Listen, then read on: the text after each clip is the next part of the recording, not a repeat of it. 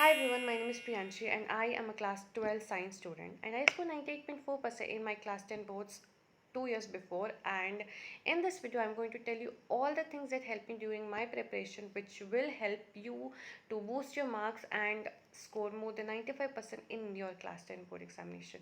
So without any further ado, let's start the video. First thing first is it's your first board examination. That means it's completely normal कि तुम्हें stress, tension, anxiety ये सब feel हो, and you need to know कि ये सब तुम ही नहीं फील कर रहे होगे, तुम्हारे सारे फ्रेंड्स भी फील कर रहे होंगे।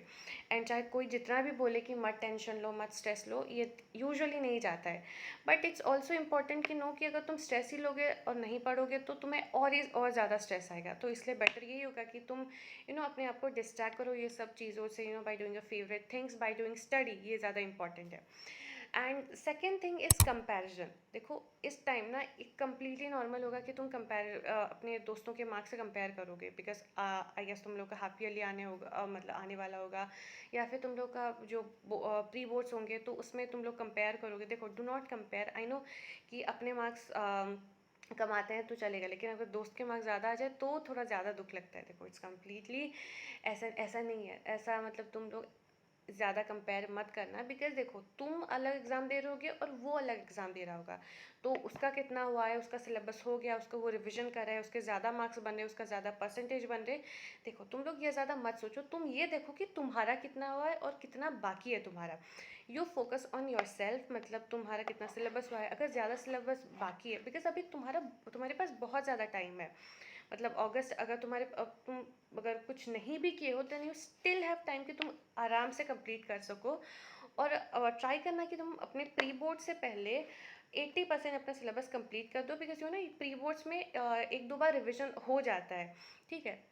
Third is do not leave things for the end moment. देखो दिसंबर जनवरी आते आते सब लोग बहुत सीरियस हो जाते हैं, तो अगर तुम इस मोमेंट में अगर कोई डिफ़िकल्ट चीज़ लास्ट में रखोगे तो तुम्हें और ज़्यादा टेंशन फील होगा कि ओ माय गॉड, मुझे ये भी करना है, मुझे अब रिवीजन भी करना है, मुझे अब सैम्पल पेपर भी देना है, मुझे साइमल्टेनियसली टेस्ट भी देने हैं। तो इसीलिए जो भी तुम्हें अभी डिफ़िकल्ट लग रहा है वो अभी से स्टार्ट करो। अगर वो नहीं हो रहा है तो उसको बार बार करो। वन शॉट में यूजुअली बहुत अच्छे से समझाते हैं, एंड इंपॉर्टेंट टॉपिक्स पे ज़्यादा फोकस करो, और वो तुम्हें पता चल भी जाएगा जब बार बार टीचर्स लोग एम्फेसाइज करें कि यहाँ से ज़्यादा क्वेश्चन बन रहे हैं, तो तुम वहाँ पे टिक करो, यहाँ पे इंपॉर्टेंट मार्क करो, उसको बार बार करते रहो। अगर ये टॉपिक ज़्यादा डिफिकल्ट है, क्वेश्चन नहीं बन रहे, तो उसमें और ज़्यादा डिफिकल्ट क्वेश्चन करते रहो।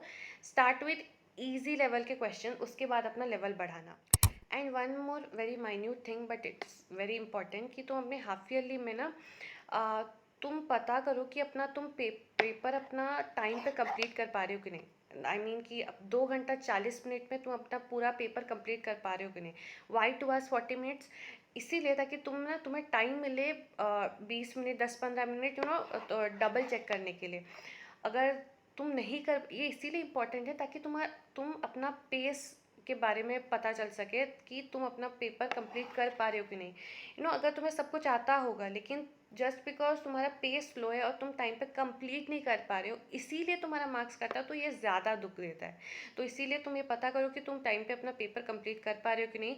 अगर नहीं तो उसी हिसाब से तुम अपना स्पीड अप करना। एंड सेकेंड थिंग इज़, देखो हाफ ईयरली एग्जामिनेशन में ही तुम पता करो कि तुम्हें सेक्शन ए से स्टार्ट करना है, और मतलब सेक्शन ए करना है, उसके बाद सेक्शन बी, उसके बाद सी डी ऐसे करना है, या फिर तुम पहले डी में स्टार्ट करोगे, ए बी ऐसे। तुम कौन से सेक्शन पहले करोगे और कौन से सेक्शन बाद में करोगे, ये तुम वही हाफ ईयरली में ही डिसाइड कर लो कि अच्छा मुझे सीक्वेंस वाइज ही करना है या फिर पहले बी सी डी ऐसा कुछ करना है, ताकि तुम बोर्ड में ऐसा कुछ ना करो कि मैं पहले बी करूँगी, उसके बाद मैं सी करूँगी, उसके बाद डी ई ए।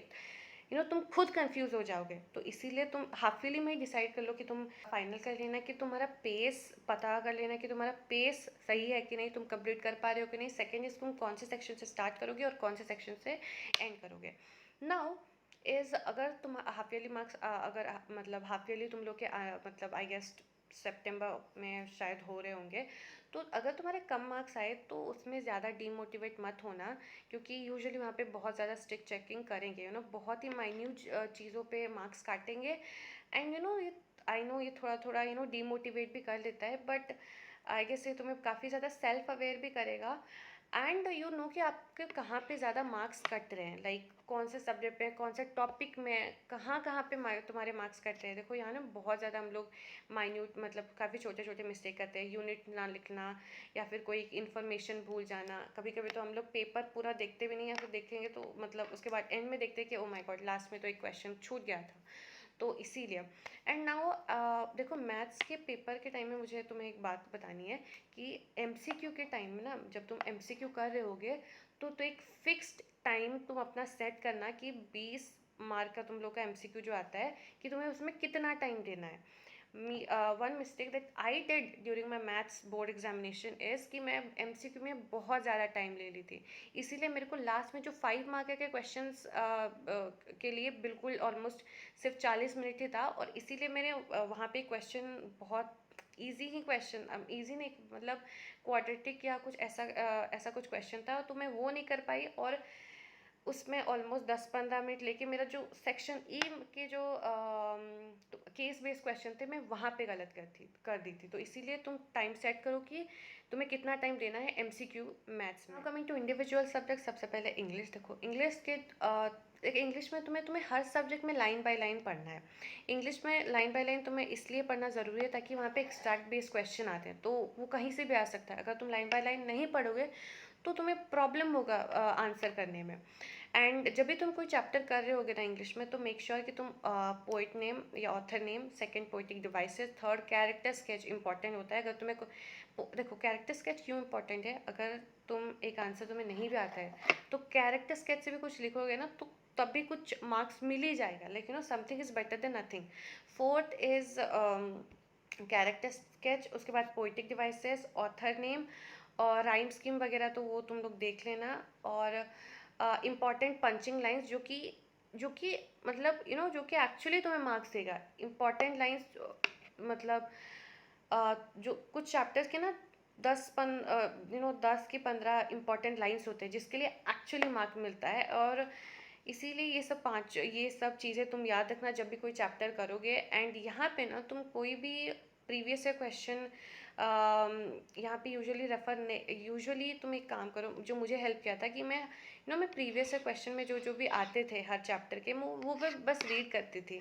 मैं ज़्यादा लिखती नहीं थी, पर जस्ट रीड करती थी। तो क्योंकि मैं 3-4 बार रीड कर चुकी थी तो मुझे ऑलमोस्ट याद हो चुका था कि अच्छा इसके बाद ऐसे ऐसा क्वेश्चन आएगा तो ऐसे होंगे।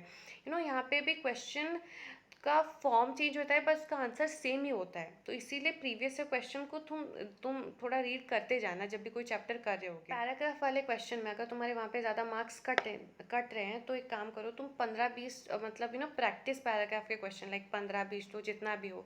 ये काइंड ऑफ तुम्हें अभी रियलाइज़ नहीं होगा, बट ये काइंड ऑफ तुम्हें अप्रोच दे देता है कि तुम्हें इसका आंसर क्या हो सकता है, कि क्वेश्चन को कैसे अटेम्प्ट करते हैं, उसको कैसे अप्रोच करोगे। ये ईजिली तुम मतलब ये तुम्हारा अप्रोच डेवलप होता जाएगा अगर तुम वो प्रैक्टिस करोगे तो। क्योंकि यूजुअली लिटरेचर में तो मार्क्स आ जाते हैं, बट ये पैराग्राफ में मार्क्स कट जाते हैं। एंड इंग्लिश में मार्क्स अगर तुम्हारा ख़राब आए तो तुम्हारा ओवरऑल परसेंटेज कम हो जाता है। तो इसीलिए इंग्लिश में अच्छा मार्क्स लाना इज़ वेरी इंपॉर्टेंट। अगर तुम अपना ओवरऑल, अगर तुम सारे में अच्छे लाए होगे बट इंग्लिश में कम हो गया होगा तो तुम्हारा ओवरऑल परसेंटेज कम जाता है। ठीक है, तो ये ध्यान रखना। कमिंग टू मैथ्स, देखो ये रिसेंट ईयर के बोर्ड्स के पेपर देख के तुम्हें पता चल ही गया होगा कि अब तुम सिर्फ एनसीईआरटी के क्वेश्चन पे रिलाई नहीं कर सकते। तो you have to practice different type of question, different मतलब अलग अलग वेराइटी के क्वेश्चन तुम्हें प्रैक्टिस करना होगा। प्रीवियस ईयर क्वेश्चन कहीं से भी रेफरेंस बुक से अच्छे लेवल के क्वेश्चन तुम्हें प्रैक्टिस करना होगा, बिकॉज तुम ऑलरेडी तुम्हें पता चल गया होगा कि कैसे कैसे क्वेश्चन आते हैं। और मैथ्स में तुम प्रैक्टिस अपना पेस थोड़ा स्पीड रखना। देखो यूजुअली यहाँ पे कैलकुलेशन में मिस्टेक हो जाते हैं, यहाँ पे सिली मिस्टेक होने के बहुत चांसेस होते हैं।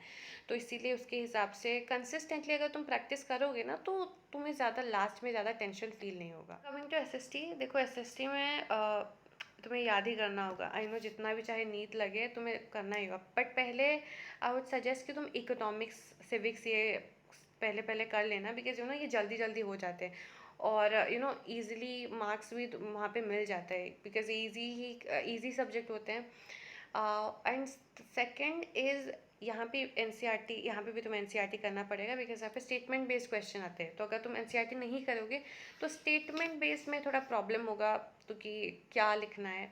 एंड यहाँ पे ना स्ट्रक्चर्ड वे में लिखना, तो डायग्राम्स वगैरह थोड़ा देख के जाना।